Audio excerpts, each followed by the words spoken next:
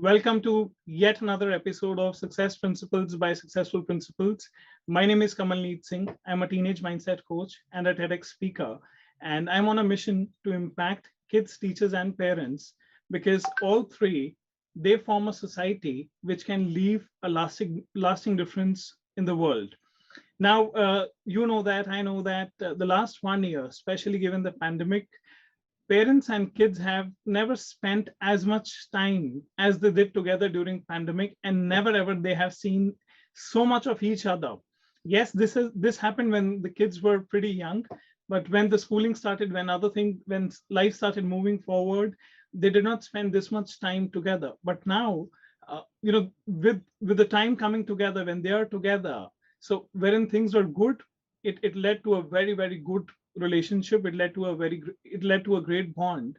But wherever things were not as good as they were supposed to be, it also led to situations, it also led to frictions, it also led to you know what I mean. It led to situations, and in this series, the goal is that there are educators across the world who are sitting on deep wisdom, and they have dealt with thousands and thousands and thousands of kids, teachers, and parents. The idea was to let their wisdom not be only available to their school, but to parents at large all across. And that's the idea behind the series. And I'm very happy, I'm very excited. We have a very special educator with us on this episode today. And I know that you, as parents, you are looking forward. I know that you are greedy, right, parents? You would always want something good to come in, but the goal is, yes, that you will have a lot of goodies coming to you. The real value will come when you put them into implementation. So without taking too much of your time, let me also share with you, who do we have with us today. Now, we have with us somebody who has an experience of more than 2.5 decades. Yes, more than 2.5 decades. We have with us Ms. Rashmi Malik, who is the principal of Salwan Public School, Gurugram. Now, let me give you a little brief about Ms. Malik. So, Ms. Rashmi Malik is Masters in Information Technology with over 25 years of experience in education field. She is known for successfully blending IT skills and spirituality. Now, that's a great combination in the school system for all stakeholders. Currently, as I shared, she's working as principal of Silwan Public School, Gurugram. She's a firm believer that education is a dynamic process wherein, with a changing world and generation, a lot of flexibility should be provided in schools and colleges to promote innovations for the benefit of humanity. Ms. Malik has been instrumental in starting internship programs in schools for various skill-based courses. Now, these internship and skill-based trainings of varied courses offered by CBSE has been a boon for students. Now, everybody needs some or the other exposure, and kids having undergone this program, they have really benefited immensely. Now, she believes in holistic development. She believes that, a student, a teacher, and a parent, if they come together, it really makes a real difference. Now, all the innovations and practices are leading to excellent results across the school, especially in board examinations and holistic development of students. Now, she's somebody who has loads of feathers in her hat, and she has been recognized with various accolades and awards. Now, she's a proud recipient of CBSE National Principal Award 2019, and also has various other awards in her hat. To name a few, Dr. Radhakrishnan Memorial Award for Education Excellence 2012, International School Award for Leadership in International Curriculum Design by British Council, Make in India Award 2015, Best In-House Training at Skill India Summit 2016 in Delhi for making the entire staff digitally enabled to keep up with the young generation. And I'm very sure that that is definitely helping at the moment, given the situation that we are into. Best Usage of ICT in School Management Award by Lead Speak magazine in 2016. Best Use of Social Media in School Management by Square Vista 2016. Now, a very warm welcome, very warm welcome to you. Thank you for taking out time and being a part of this episode. I'm very sure that your inputs will make a real difference in the way parents look at the whole concept of parenting. I keep laughing and I keep saying that, in our country, we have everything right from manufacturing a pin to a plane. But the moment it comes to parenting, there is a lot of trial and error. Nothing wrong with that, but sometimes the damage is irreparable. And with the experiences of people like you, parents can take on this journey in a much better way. So looking forward. Thank you for being a part on this episode. Thank you, Mr. Singh, for having me here, and thank you for that generous introduction of mine. And yes, parenting does not come with a manual because every parent is different, every child is different, and we are actually the caretaker as parents for the students. We think that we are the boss for the child, but it's actually not. So if we clear our mind in this particular concept that we are not the boss for the child, but we are a facilitator for the child, a soul who has come down on the earth on a journey. And if we can support that child in a manner, I think the parenting will be the beautiful experience a human being can ever have. True, true. You keep talking to parents and you have led a lot of sessions all across. I know that. And having had known you for a couple of years now, reading about your work, I know that you deal with parents yourself as well. Uh, and I get to do the same given my profession. So, I know that, parents keep talking about the fact that kaise bhi karke, our kids should become successful. I think that's a singular goal that they look at, that our kids should become successful and probably good human beings. So before I dive into that, I would want to take your inputs on the fact that now success is a very broad term. It's pretty broad. Now everybody has their own way of defining success. So as the series says, success principles. So let me ask you this: that how do you define success? What is your way of it? Yeah, the success for me is happiness, inner happiness. I do not have any yardstick that, okay, if you get this particular work profile, then you are successful. Because if you see at the top people, you will find that they are also struggling inside somewhere, right? So money is not success. Career is not success. Career is only the happiness. The success is only the happiness. If you can find that inner happiness and if you understand how to generate that inner happiness, I think you will be a successful person. That's a very powerful message. Now, all the parents out there, see, I'm not saying this. This is coming from a very, very, very successful educator right here for you. And while, parents, this is for you. You keep on saying that, agar mere bacche ke achhe marks nahi aaye, they don't do well in life. And if I ask the kids, they end up saying that, when we make probably a lot of money, but here is an educator who's sharing that, success is equal to happiness. And madam, you know what? I happen to read this survey on World Happiness Index, and it said that now that's not a great news actually. World Happiness Index 2020 says that we were on 140th position, if I'm not mistaken, out of 156 countries. So we are right at the bottom of the barrel. And this is a crucial message coming from you, that look at success as inner happiness. And I think the goal of all the other goals is eventually to be happy, if I look at it in a certain perspective. So brilliant. So now let us dive into the fact that parents, they keep saying that eventually we would want our kids to be successful in the real world. Once they get into the real world, which they really have to, after the school they'll get into their college and probably into the real life. So what does it take for a child to be successful in the so-called real world? See, over 25 years now, I mean, interacting with young human beings and, of course, the older ones also as parents, what I've understood is if the child is aware of himself or herself, okay, if he or she understands herself, that what kind of skill the person, loves to follow, and the things which the child feels happy doing, you know, and when the self-awareness comes, then automatically the path is charted out. So we as teachers in the school, what we do, we only, show them, okay, these are the various paths. These are the various skills required for that. And you just see which skill while working in which particular area you enjoy the most. Correct. So once we identify those skills, I mean, usually it is not one skill, it is usually, three, four Multiple. types of skills or work areas. Sometimes the child wants to become a pilot. The other day he says, no, I want to become an engineer. Third day the child says, okay, nahi, I think I should try for MBBS. Right.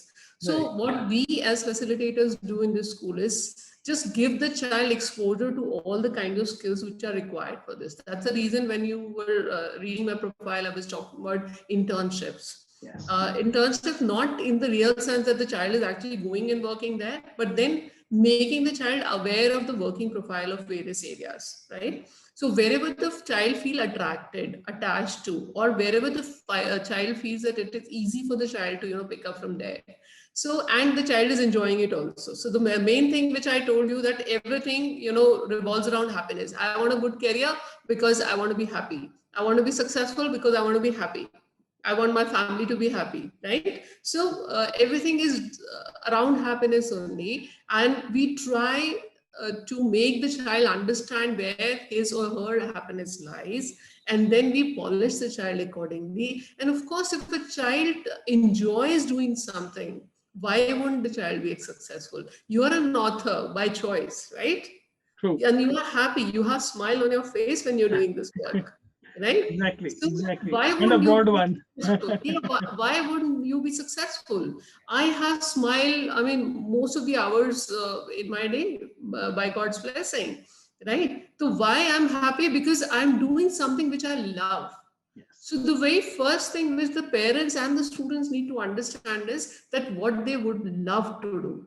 All right. So once they understand that particular part, then of course the success will come. So वो बोलते हैं ना, कामयाब बनो, कामयाबी झक मार के पीछे आएगी. So Very, that very is powerful. yeah. Very powerful. And I think all the parents out there, that's the message. If I'm not mistaken, uh, is it from, was it stated in Three Three Idiots? idiots, three Yes. idiots. And that left quite a dent on, in a positive way, on parents to probably look at their ideas on parenting. And I picked up what you said in the conversation. You said that, if you really want to be successful, the key word that I really picked up was self-awareness. And I also see that if you have that kind of self-awareness, what you're trying to say is that if one has self-awareness, that would also lead to happiness. And that's a powerful message coming in. So parents out there, I keep laughing with them sometimes. We keep getting this message from the bank, get your KYC done, know your customer. So I think let's replace that, see the customer with the child. So know your child. I think even for the parent to have a good awareness about their child would also help them to understand what would success mean to them, not to a parent, right? So now talking about success, and they say that not everybody rises to the top, and I'm sure you are blessed. You have risen to the top, and you have many feathers in your hat and accolades, and there is a very strong reputation that you have earned for the work that you have done over the past 2 decades. So I'm diving a little personal. How did this happen, and what are some of your success mantras that helped you in moving in a direction that you are? Okay. When you were reading my profile, you understood that I am from IT background. Yes. So I started my career in the IT industry, and I worked there for a couple of years. And after that, of course, like any other Indian woman, I got married and then had a child, and then there was a pressure from the family to shift the career, right? So that the timings become a little less for the work.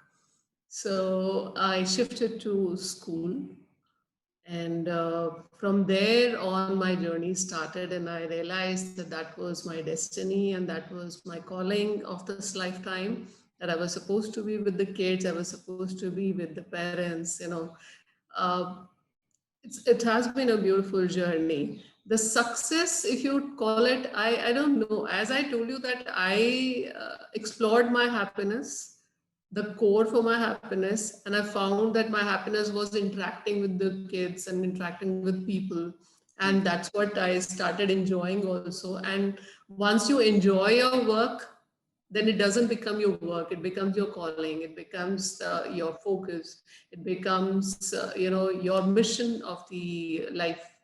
So this schooling has given me the mission for my life, and I know that this is one place where whatever I want to do to change the future of a child or to create a destiny, it is similar to godlike level.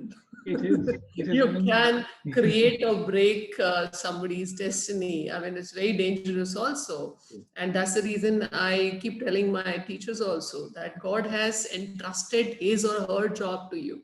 true. So you have to be very, very careful in this particular so-called profession. It's not a profession, it's actually a mission, for which we are all working. And if you talk about success, success is because I'm focused on kids. That's it. And kids is the core of the entire schooling system. True. So if everybody in the system, education system, is focused on the well-being of the child, then obviously success will come. True. And that's again, power punches coming from you. And I picked up a couple of things, and I think you did focus on that. Love what you do what you love. Now, sometimes people, I think, take it lightly, but the way I understand it's coming from you, there is power in the statement. Love what you do, and do what you love. And I think through the platform, I think all the parents out there, the message also is that it is the child who has to love the profession. So, so you don't really have to impose on them your ideas about what they should rather be doing. And because eventually, if they like it, they'll be happy. If they don't like the profession that you choose for them, it doesn't work for them. That's one. I think I could also see my interpretation, my understanding is that you're singularly focused on what can be done for the kids, and the context that you have is that this is not a mere profession. And I picked up the word also. You said it's not a profession, it's also a mission. So how about if parents can look at their role as a parent not as a responsibility but as a mission? I'm just trying to correlate these two things. If they pick up their role as not just being a role of a parent, but they are on a mission to make a difference in the life of their child, I think it will make all the difference. So that's powerful. And you also said it comes with a lot of responsibility. It's not because it can make or it can mark both ways. It can make or break both. So again, powerful. And isn't it similar to parent? For a parent also, I believe, I personally believe that a parent's role can also make or break a child. And Yes. That's equally there. Now all the parents out there, you might be thinking कि सारा responsibility हमारे पे भी आ रहा है. Definitely it is coming on to you, because eventually it is your child. So now parents are listening to you, and then all the parents out there, they have a lot of ideas coming to them from different sources to them, and you have seen I don't know, thousands of them, and you would have seen different situations. You would have seen different types in terms of the issues they face. The kids, the way their kids respond in different situations. So what would be your top 3 ideas for all the parents out there? What would those be? See, the very first thing which I always tell the parent is that you need to focus on your empowerment. I mean, you are thinking that I have to do something for the child. I'm sorry. If you are empowered, the child will imbibe all the qualities automatically, right? So you need to first work on your weaknesses. If you, lose your temper easily, Right. then you are not understanding that the child is learning that this is the way of life. You cannot afford to give that as a gift to your ward, who would be then suffering later on in their lives, the way you would be suffering, because of your fit of rage or whatever you're doing. So first, the parent is supposed to actually look inside for their own weaknesses, work on those weaknesses, create resilient, atmosphere at home, wherein whatever happens on earth, the family stays together, family respects each other. These are small things which are very, very important in the parents' life. we think that we will be putting the child in a good school, or we will be, giving the child whatever material things which are available will make the child happy and successful and strong. I'm sorry, you're actually creating your what? A very weak human being. So if you are strong, if you are working on your weaknesses, we all have weaknesses. The Right. only thing is, how are you working on yourself will actually give the child an idea how to live a successful and happy life later on. True. Okay, if you are not happy and you are telling the child that तेरे को IIT crack करना है, तेरे को ये crack करना है, वो crack करना है, and because if you become an engineer, you'll be happy. I'm sorry, I've met hundreds of parents who are there right now, but they are not happy because they were forced into it by their parents, right? So, and moreover, usually what parents do is that whatever their parents had done to them, True. they try to follow the same regime with their child also. True. But they should not, because every child is a different child. Even if you have two children, they both will have different needs. True. And the most important message is that in every situation, wherever you feel that there is a doubt, to do a choice, to take a choice, you have to choose what will make your child happy.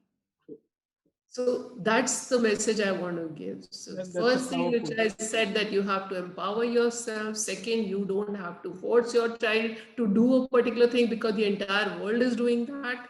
You need to understand your child also. And third, of course, any situation, any difficult situation where you have to choose between the two things, please choose happiness of your word and nothing else. These are powerful, very, very powerful three messages. So let me see if my almonds are really working or not. So I'm going to reiterate. So first one being empower yourself as a parent, and which is very, very crucial. Second being, what you said was do not force your child do not probably force your dreams onto them.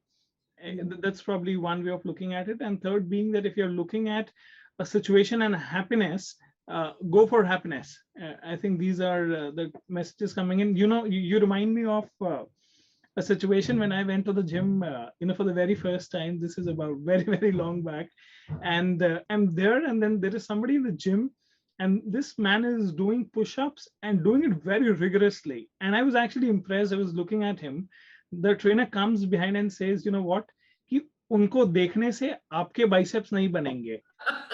And that was quite a message, I realized, and I think that's what you just said in terms of empowering, that for them, for parents to probably do what they really want and get things into shape, I think they have to do their own push-ups.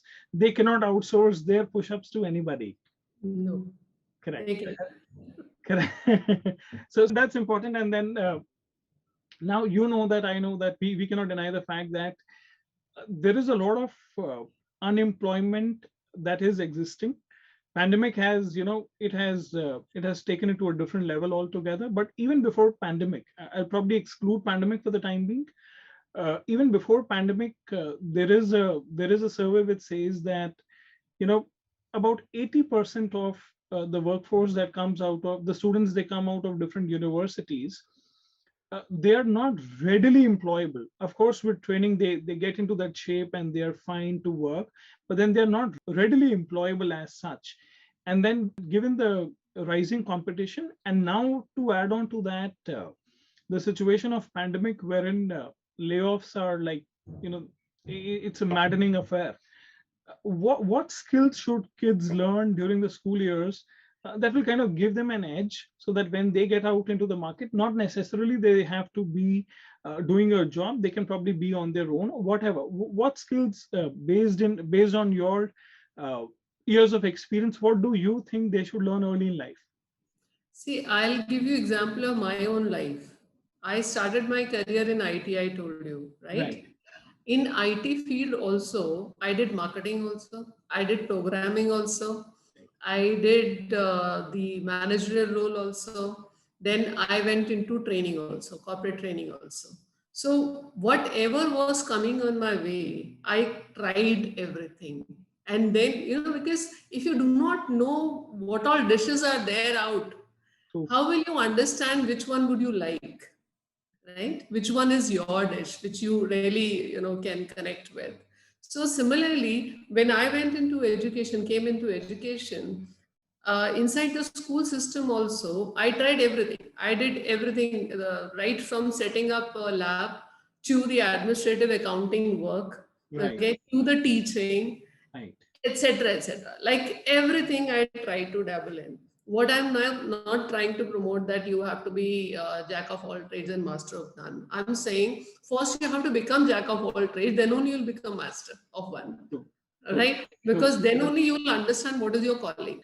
All right. So what we try to do is, for example, if there is a child in, say, so-called, there are actually no streams, but is studying science subjects, then the child is actually given a choice of a subject like painting or cooking or food production or fashion technology. The child can take up those things. So what I tell all the children is, please have minimum 2 backup plans. It's good you want to become an IIT engineer. It's good you want to become an MBBS doctor from whatever big college you want. It is very good that you want to become a CA, all right? But you should also have minimum 2 skills to fall back on. God forbid if something happens, because it's very unpredictable. Life is very unpredictable. Yes. They should be knowing that what they love to do. So, along with one hobby to de-stress themselves, Right. I always tell them to, get into minimum 2 skills. And Which is- now we are like telling our class 9 and 11, to earn minimum 2 certificates, so that we enforce this entire in the system. That you go on to the online courses. There are n number of online courses available. Plethora Go of through them those and courses. good Yeah. ones. Yeah, we don't care whether you go for a 1 week course or you go for a month course or 6 months course. It's absolutely your take. True. But then you take 2 certification minimum in a year, so that when you go out of this school, you have at least 4 or 5 skill-based subject certifications, where you know that you can fall back on these things if your main plan does not fall through. So I think that's how we are working on it. I'll consider. I'm very happy you brought this forward, and I would call it all the parents out there. I think you consider yourself as very lucky. I would term it as $1 million advice, $1 million advice coming your way, because life is not as certain as we think. Not You have seen it enough. Not all the plans that we planned, probably they fall into place. And then pandemic probably gave a different dimension to the whole world. And so what you said is very powerful for them to something to for them to have a skill they can fall back upon.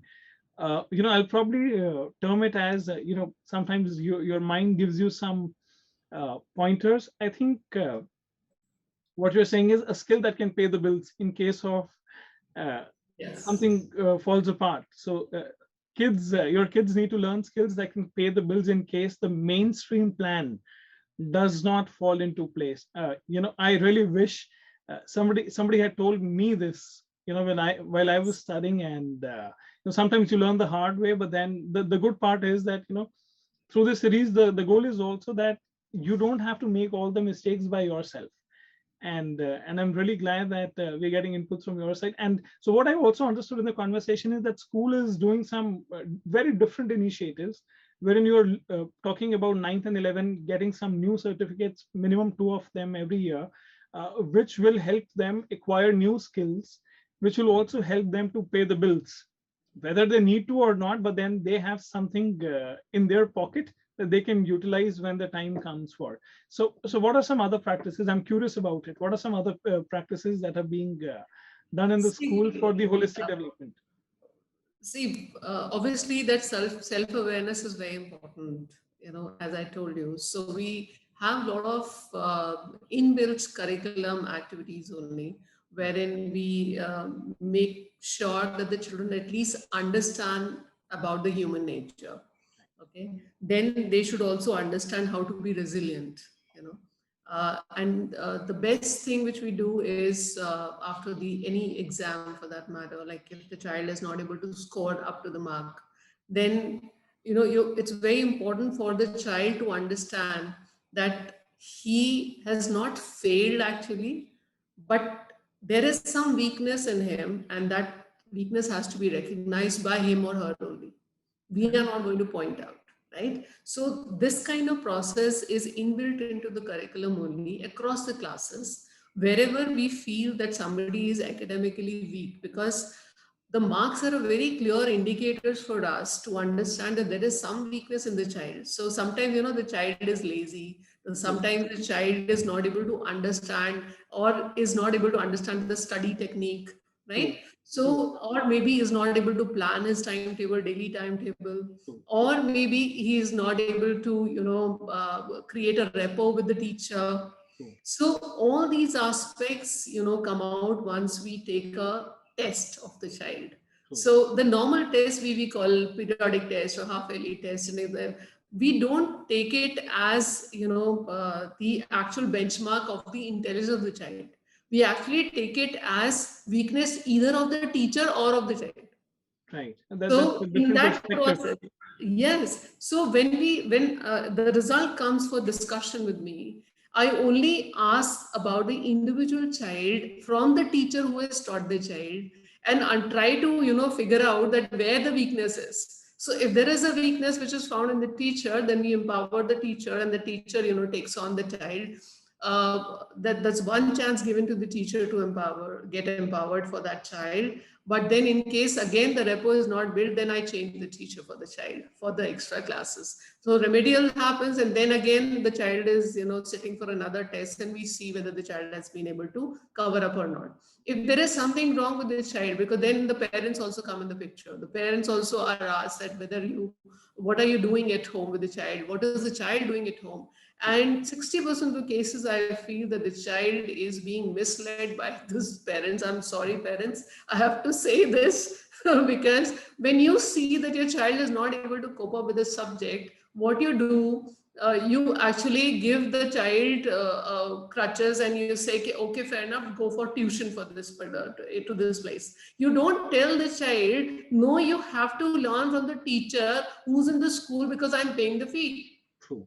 Right? You try to get alternate paths, and the child actually gets messed up that whom to listen to, which teacher to listen to, which teacher. And I'm very, very sure that there will be a contradiction between the two teaching styles, two different human beings, and one would look at their way in a certain way. And I think I'll share something. I think looks like you're talking about my life also. So no, I was scared of mathematics. 60% kids' life. It is 60% kids' lives. True.